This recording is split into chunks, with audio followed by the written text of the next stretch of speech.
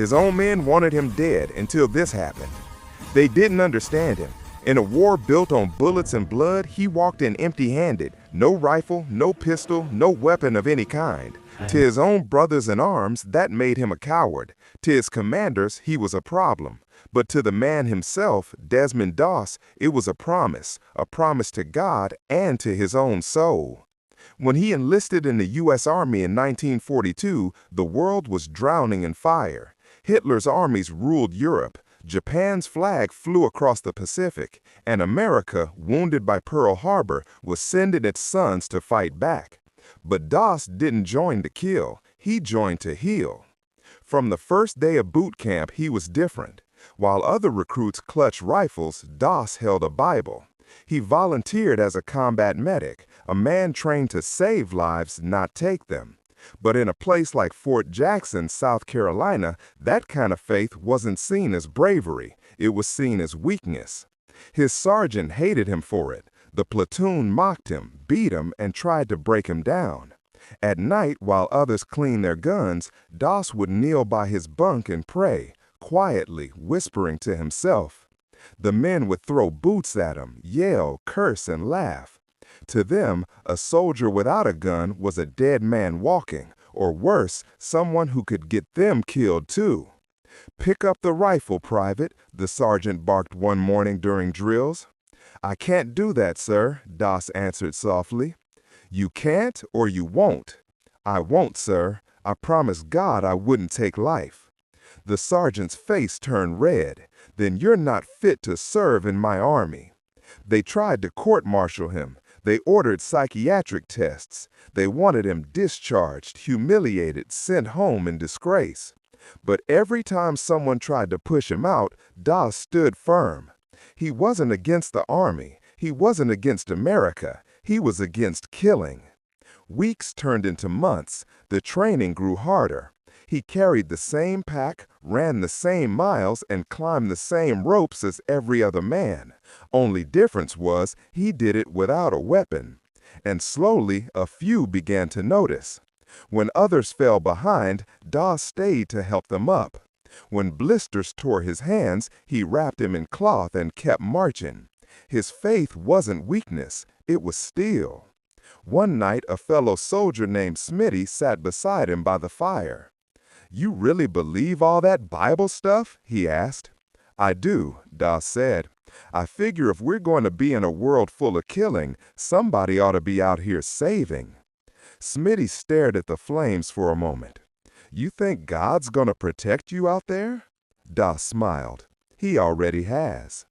That was Desmond Doss, quiet, gentle, but unbreakable.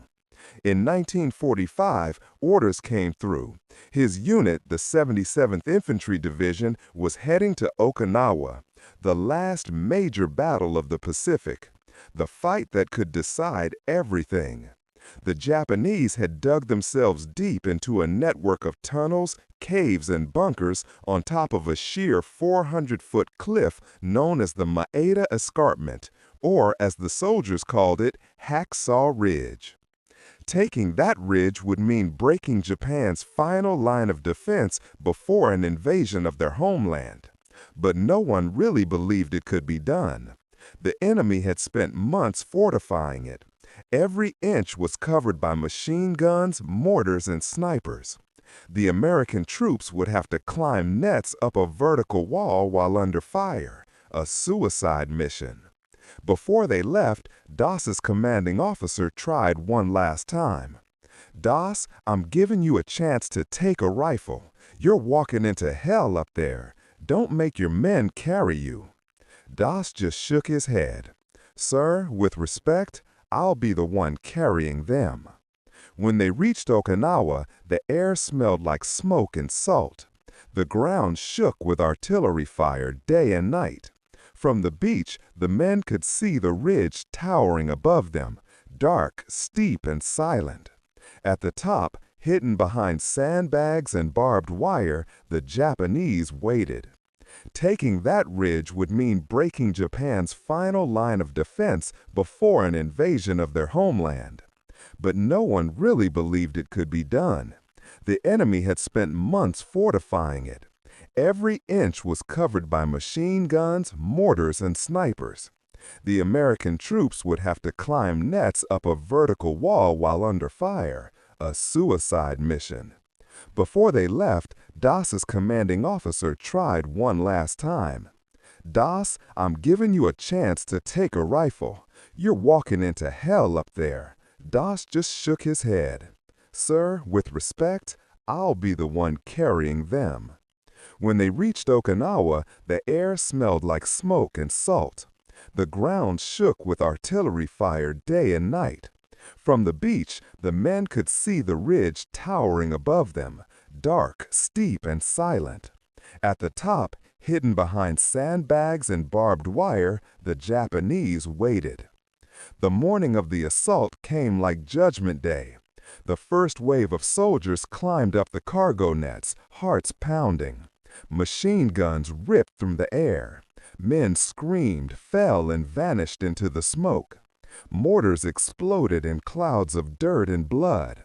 The ridge was chaos, a storm of steel and fire. Through it all, Desmond Doss climbed behind them. No weapon, no armor, just a medic satchel strapped to his shoulder and a small Bible in his pocket. His hands trembled as he reached the top, but not from fear, from determination. As he crawled onto the plateau, the scene before him was pure hell. The ground was littered with bodies. The smell of gunpowder and death filled the air. Soldiers screamed for medics, crying out for help that never came. Bullets cracked through the haze, and Doss, small, quiet Doss, ran straight into it. He dragged the first wounded man out of the open and pressed a bandage to his wound. Then another, then another. His hands were shaking, but he never stopped moving. While others fired back, he crawled from one bleeding man to the next, ignoring the bullets snapping past his head. He didn't see sides, he only saw pain. For hours, the Americans fought, pushed forward, then fell back. Each time the line broke, Doss stayed behind to treat the wounded. Even when the order came to retreat, he refused to go down. As the sun dipped below the horizon, Doss looked around. The battlefield was silent except for the groans of dying men. Smoke rose from craters, and the sky burned orange. The ridge was lost, but the wounded were still up there. He tightened his bandages, whispered a prayer under his breath, and began to crawl again, deeper into enemy territory. He wasn't looking for glory. He was looking for one more life to save. And that's where the real story begins. Battlefield was silent except for the wind. The cries of the dying echoed through the smoke. Bodies lay twisted in the mud, the ground trembling every few seconds from distant explosions. The Americans had retreated. The Japanese still held the ridge, and one man, one unarmed medic, was still up there. Desmond Doss pressed himself flat against the dirt, his heart pounding in his ears. Every breath tasted like ash. All around him the shadows moved, not ghosts, but wounded men clinging to life. Somewhere out there they were calling for help. He whispered, "Lord, please help me get one more." He crawled toward the nearest voice, a man lying face down, bleeding from his shoulder. Doss rolled him over, wrapped a bandage tight, and dragged him across the dirt toward the edge of the cliff. The man screamed in pain. Bullets snapped through the dark, inches from Doss's head, but he didn't stop. When he reached the cliff, he tied a rope around the man's chest, looped it through a makeshift pulley, and began to lower him down, hand over hand, inch by inch. His palms burned, the rope cutting into his skin.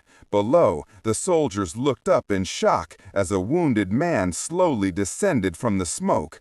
They thought it was a miracle. They had no idea who was doing it. Up above, Doss took a deep breath. He turned back toward the battlefield and whispered again, "Please, Lord, help me get one more." He crawled into the dark. He found another, a man missing part of his leg. Doss tore off his own shirt, made a tourniquet, lifted him onto his shoulders, and staggered back to the cliff. The man was heavy, dead weight, but Doss never slowed down. He lowered him down the same way, whispering the same prayer. Then another, and another, and another. The night seemed endless. The ridge lit up again and again with the flashes of gunfire. Every few minutes, the Japanese soldiers fired flares into the air, turning the battlefield into a nightmare of red light and shadows. Each time, Doss froze, pressed against the ground, praying they wouldn't see him. He could hear them, Japanese soldiers, searching, whispering in the dark. At one point, a patrol passed so close he could hear their boots crunch the dirt. He held his breath, his hands shaken as they walked by. Then, as soon as they were gone, he went back to work. He found men he knew, faces from his own unit, his sergeant, his friends, men who had once cursed him for refusing to carry a rifle. Some of them were barely alive. He dragged them one by one, through blood and mud, whispering comfort as he went. "Hold on, buddy. You're gonna be all right, just a little longer." He moved for hours, crawling, carrying, lowering. Each time he reached the edge, he tied the rope, whispered his prayer, and began the painful process all over again. His arms ached, his fingers bled, his knees were raw from the rough ground, but still he refused to stop. Somewhere in that chaos, time lost meaning. The moon climbed high, then faded again. The sky turned from black to gray, and still Doss kept going. Down below, the men who had survived began to realize what was happening. Each time a body came down, someone shouted, "There's another one!"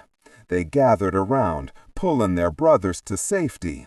Then someone finally looked up and saw him. A lone figure silhouetted against the smoke, standing at the edge of the ridge. "Who is that up there?" one man asked. The answer came in disbelief. "It's Doss! It's Doss up there!" They couldn't believe it. The man they had once called a coward was saving them all. By dawn, the pile of wounded men at the base of the ridge had grown. 75 souls who should have died were alive because one man refused to give up. But the night wasn't done with him yet. As he crawled toward another soldier, a grenade exploded nearby. The blast threw him to the ground, shrapnel slicing into his leg. He screamed, clutching the wound, blood soaking through his pants. For a moment, the pain almost broke him. Then he whispered again, "Please, Lord, just one more." He tore off a piece of his uniform, tied it tight around his leg, and kept crawling. He found another man, unconscious, bleeding from the chest, and dragged him out. His strength was almost gone, but his will was unshaken. By the time the sun rose, Doss was covered in blood, most of it not his own. His arms trembled from exhaustion, his hands were blistered, the skin raw and torn. He looked around at the silent ridge, now littered with bodies and smoke, and realized he couldn't find anyone else alive. Finally, after nearly 12 hours, Desmond Doss let himself rest. He lay back in the mud, staring at the sky. The battle still raged in the distance, but up here, for a moment, there was peace. He had saved 75 men, 75 lives, pulled from the jaws of death. Down below, when the survivors told the officers what had happened, no one believed them. "One man?" the lieutenant said. "One man did all that?" But when Doss finally came down, limping, bleeding, his uniform torn to shreds, the truth was written all over him. The men who had mocked him fell silent. The sergeant who had tried to drive him out could barely look him in the eye. And in that silence, they understood. Courage isn't measured by the gun in your hand. It's measured by what you're willing to do when everyone else runs away. Desmond Doss didn't just save lives that night. He changed the meaning of bravery itself. But the war wasn't over. The ridge still needed to be taken. The Japanese were still waiting. And the men, now resting at the bottom, refused to climb that cliff again unless Doss went with them. The next morning, as the sun rose over Okinawa, they gathered at the base of the escarpment. Their faces were pale, their eyes heavy, but there was no fear this time, because their medic, their savior, was coming too.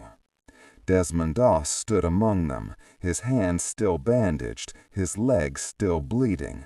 He carried no rifle, no weapon, only his Bible. The men bowed their heads as he prayed aloud, asking for strength, asking for mercy. And when he finished, they climbed.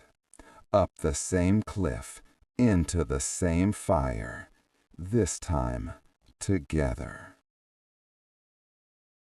The men of the 77th Infantry Division climbed once more, not out of orders but out of faith. The first time they had climbed with fear, this time they climbed with purpose, and at the heart of it all was one man, a medic with torn hands, a wounded leg, and a Bible pressed against his chest. Desmond Doss led them back up Hacksaw Ridge. He wasn't there to kill, he was there to heal. His body was breaking, his strength fading, but his spirit burned brighter than ever. As the soldiers reached the top, the world exploded around them once again.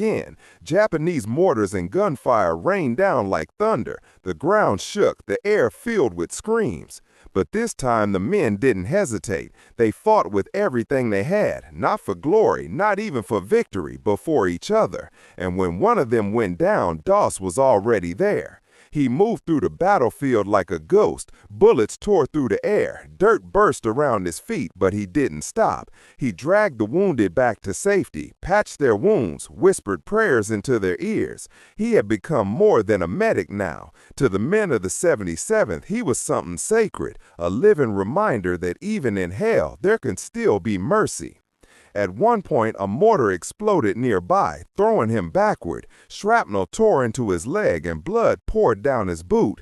The pain was blinding, but Doss gritted his teeth and tied a tourniquet using his rifle strap. He refused evacuation. There were still others who needed him. Hours later, a sniper's bullet found him, shattered his arm, splintered bone. He fell hard, clutching the wound, the world spinning. A medic rushed over, ready to treat him, but Doss waved him off. "Take care of the others first," he gasped. Even as his blood soaked the ground, he kept giving orders, directing the evacuation of more wounded men. When they finally forced him onto a stretcher, he looked down and realized his Bible was gone. Somewhere on that ridge, in the mud and smoke, it had slipped from his pocket. To anyone else, it would have been just a book, but to Doss, it was everything. Days later, after the ridge was finally secured, the men of his company returned to that scorched battlefield. They searched through the ashes, through the mud and blood, until they found it, Doss's Bible.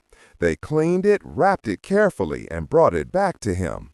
Because to them, that book wasn't just his faith, it was the symbol of what he had done for them.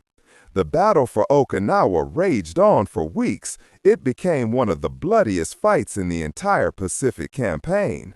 But when the smoke cleared and the final shots were fired, Hacksaw Ridge stood as a monument, not just to war, but to one man's conviction. Desmond T. Doss saved 75 men during that single night, 75 lives without firing a single bullet. He became the first conscientious objector in American history to receive the Medal of Honor. On October 12, 1945, in Washington, D.C., he stood before President Harry S. Truman. The president looked him in the eye, placed the medal around his neck, and said, "You're the bravest man I've ever met." Doss didn't know how to respond. He simply nodded and whispered, "Thank you, sir." He didn't see himself as a hero. He said, "The real heroes are the ones who didn't come back." After the war, Doss went home to his wife Dorothy. His body carried the scars of battle, his lungs damaged by tuberculosis, his leg permanently injured. But he lived quietly, far from fame, in a small farmhouse in Alabama. He grew vegetables, raised animals, and spent his days in peace. The nightmares came often, flashes of fire, screams in the dark, the sound of the rope sliding through his blistered hands, but his faith never wavered. When reporters came asking for stories, he turned them away. He said he hadn't done anything anyone else wouldn't have done. But his men knew better. They told his story for him. They told the world about the man who went into hell without a weapon, who prayed under machine gun fire, who carried them when no one else could. For years, his name faded into history books and whispered memories. Then, decades later, Hollywood came calling. Directors wanted to make a movie about him, to tell the world about Hacksaw Ridge. For a long time, Doss refused. He didn't want fame. He didn't want his faith turned into entertainment. But eventually he agreed on one condition, that they tell it true. In 2016, Hacksaw Ridge hit theaters. Millions watched as Andrew Garfield brought Desmond's story to life. The world finally saw what one man could do, what one unarmed medic had done in the face of impossible odds. But those who had known the real Doss said, no film could ever capture him completely, because Desmond's courage wasn't cinematic, it was quiet, it was humble, it was real. In his later years, he often spoke to young soldiers and students. His voice was soft, his hands trembling, but his words carried weight. You don't have to compromise your beliefs to serve your country, he said. You can stand firm in what's right, even when you stand alone. He passed away in 2006 at the age of 87. His funeral was simple, just family, friends, and a folded flag. The Medal of Honor he earned now rests in a museum, shining quietly under glass. But his story still lives, not in the medal, not in the movie, but in the hearts of everyone who's ever doubted that goodness can survive in a world built on war. Desmond Doss never fired a bullet, he never took a life, yet he saved 75. He showed the world that true courage isn't about hate or power, it's about compassion, faith, and the strength to do what's right when everyone else runs away. He was mocked, beaten, and nearly broken. His own men wanted him gone. But when the war was over, there was only one thing left to call him: a hero. The soldier who saved 75 lives without touching a gun.